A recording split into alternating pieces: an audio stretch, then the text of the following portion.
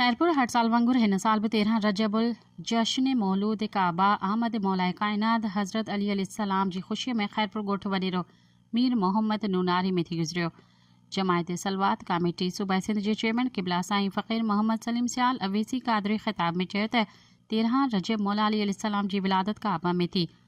हुन जे त मौला अली सां मोहब्बत मोमिन कंदो आहे। मौला अली अलैहिस्सलाम जंग बदर, जंग ओहद, जंग खंदक, जंग खैबर में हज़रत मोहम्मद मुस्तफ़ा सल्लल्लाहु अलैहि वसल्लम सां गॾु हुआ ऐं हर जंग मौला अली अलैहिस्सलाम जे करे फ़तह थी।